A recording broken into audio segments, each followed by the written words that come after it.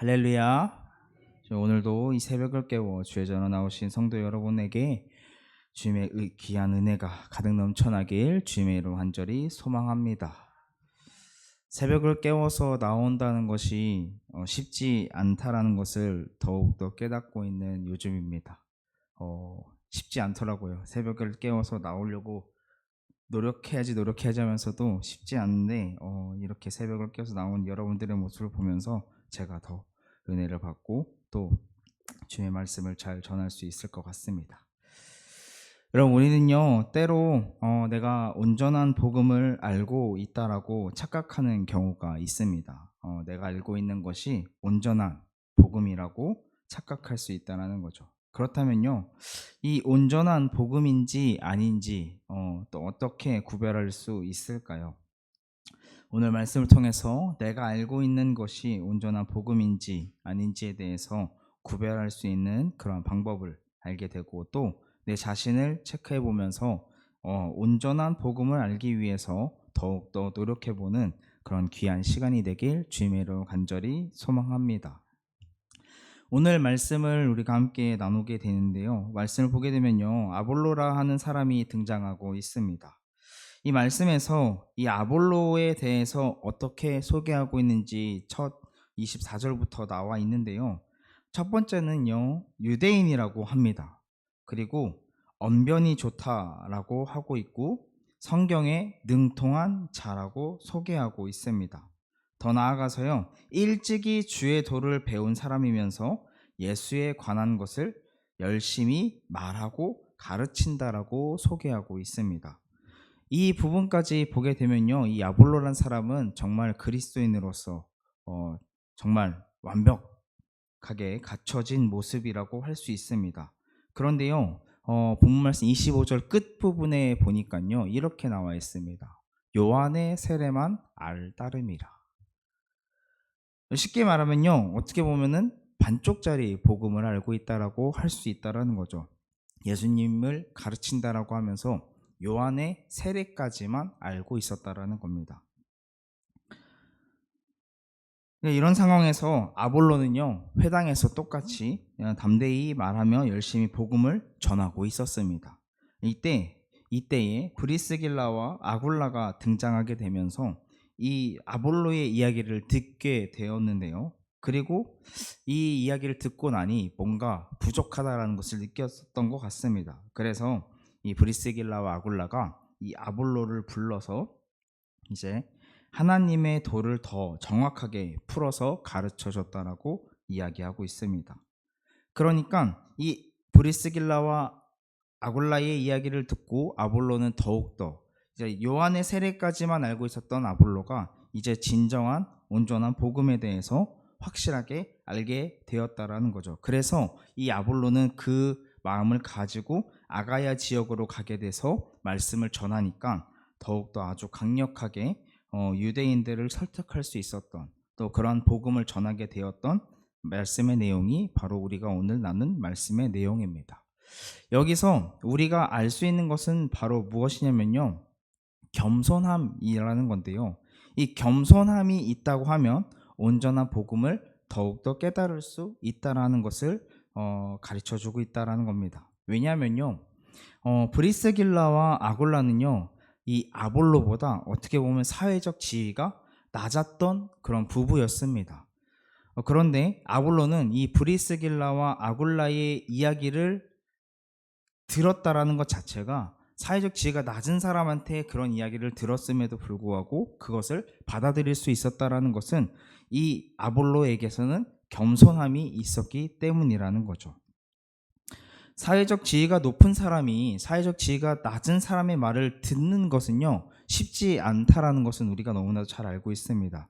그럼에도 불구하고 이 아볼로는요, 그 이야기를 들었고 수용했고 받아들였다라는 것입니다. 이러한 겸손함이 없었다고 한다면 과연 이 아볼로가 온전한 복음을 확실하게 깨달을 수 있었을까요? 그리고 더욱더 힘있게 말씀을 전할 수 있었을까요? 아마 그러지 못했었을 것입니다. 그렇기 때문에 이 겸손함이 우리에게 있다면 더욱더 우리가 복음을 받아들이는 데 있어서 더 쉽게 더 알 수 있다라는 것이죠. 저는 현재 이제 중고등부 아이들과 함께 신앙생활을 하고 있는데요. 말씀을 가르치고 있습니다. 근데 그렇다고 해서 제가 말씀을 가르치는 자리에 있다고 해서 아이들에게 가르침만 주는 것은 아니거든요.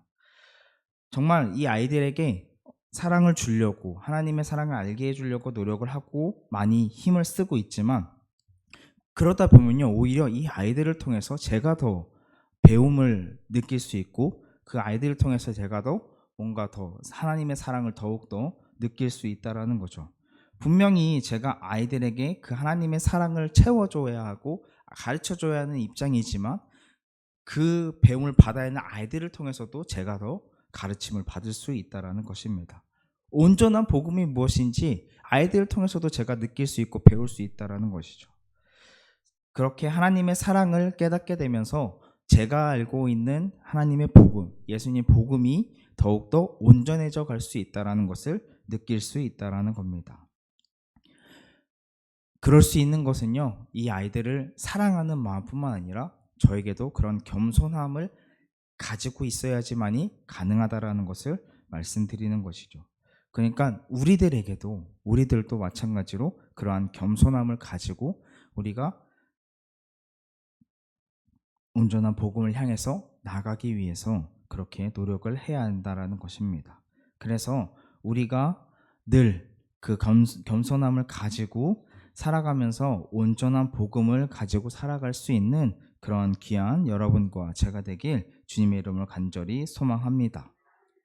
이제 그 다음으로 19장으로 넘어가게 됩니다. 19장으로 넘어가게 돼서는요, 다시 바울이 등장하는데요. 아볼로가 고린도에 있을 때에 바울은 에베소에 있었다라고 이야기를 하고 있습니다. 그리고 그 에베소에서 바울은 어떠한 제자들을 만나게 되는데요. 그들에게 이렇게 질문을 합니다. 뭐라고 질문하냐면요. 본문 말씀 19장 2절 말씀에 보니까 이렇게 나와 있습니다. 이르되 너희가 믿을 때에 성령을 받았느냐? 이르되 아니라 우리는 성령이 계심도 듣지 못하였노라. 바울은요, 이 만남 에베소에 있었던 이 제자들에게 성령을 받았냐고 물어보고 있습니다. 그런데 그 제자들은요, 받지도 않았을 뿐더러 성령에 대해서, 성령의 계심에 대해서도 알지 못한다라고 답을 하고 있다라는 겁니다. 왜 성령을 받지도 못하고 들어보지도 못했을까요?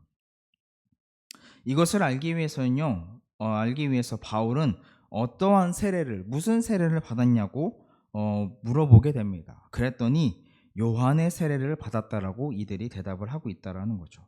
즉, 이 에베소에 있었던 제자들은요, 요한의 세례를 받았고 또 예수님에 대해서 제대로 듣지도 못했던 상황이었던 것입니다. 그렇기 때문에 당연히 성령을 받지도 못했을 뿐만 아니라 그 성령이 어떤 것인지, 성령이 계심에 대한 것도 알지 못했다라는 것이죠. 결국 에베소에 있었던 이 제자들 또한 이 온전한 복음을 잘 알고 있지 못했었다라는 것을 말해주고 있습니다. 이에 바울은요, 예수님에 대해서 전하게 됩니다. 너희들이 요한의 세례를 받음으로써 요한이 전했던 다음에 올 사람에 대해서 전했던 것이 바로 그 사람이 예수다라는 것을 전하게 된 것이죠. 바로 바울이 알고 있던 그 온전한 복음을 그 에베소에 있었던 제자들에게 전한 것입니다. 이를 통해서 그의 복음을 듣게 된 제자들은요, 세례를 다시 받게 됩니다. 어떤 세례를 받았다라고 얘기하고 있죠? 예수의 이름으로 세례를 받았다라고 말씀에서 기록하고 있습니다.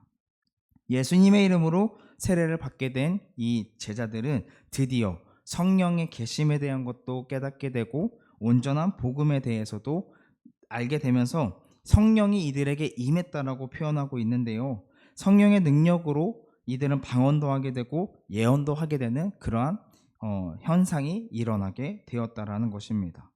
이를 통해서요, 우리가 알 수 있는 것은요, 이 온전한 복음은 성령의 능력으로 알 수 있다라는 것을 우리가 알 수 있다라는 거죠. 복음을 알고 있는데 성령의 능력이 나타나지 않는다는 것은요, 우리가 어떻게 보면 온전한 복음을 알고 있지 못한다라는 것일 수도 있다라는 겁니다. 우리는요, 온전한 복음을 위해서 그 성령의 능력 또한 함께 구해야 하는 줄로 믿습니다. 사랑하는 우리 만석교회 성도 여러분, 온전한 복음은요, 하나님의 도를 정확하게 아는 것입니다. 하나님께서 왜 예수님을 이 땅에 보내셨는지, 그 예수님은 또 왜 나 때문에 십자가에 못 박히시게 되었는지, 더 나아가서 부활의 능력으로 이제 그 사망 권세를 이기시고 우리를 온전한 영원한 생명의 길로 인도하신 분이라는 그것을 알기 위해서는요, 우리가 그 정확한 그 하나님의 도를 깨닫기 위해서 더욱더 노력해야 된다라고 합니다. 그러기 위해서는요, 우리는 겸손함을 가지고 있어야 하고 또한 성령의 능력까지 우리가 경험하며 살아가야 한다는 것이죠. 그래야 우리가 그 온전한 복음을 알게 되는 것이고, 그 온전한 복음을 또 전할 수 있는 복음의 전도자의 역할의 사명을 감당할 수 있다라는 것입니다. 아볼로도 그랬고요, 에베소의 제자들도 그렇고, 어떻게 보면 이들은 반쪽짜리 복음을 가지고 있었습니다. 온전한 복음을 알기 전에는요, 요한의 세례까지만 알고 있었던 이들이었습니다. 근데 이들에게도 브리스길라와 아굴라라는 사람을 통해서 복음을 알게 되었고, 또 바울을 통해서 제대로 된 온전한 복음을 알게 되었던 것. 그래서 성령의 능력이 나타나고 또 하나님의 도를 제대로 깨달아 그 말씀을 전했을 때 힘이 더 더해졌다라는 것을 말씀을 통해서 우리에게 알려주고 있다라는 것이죠.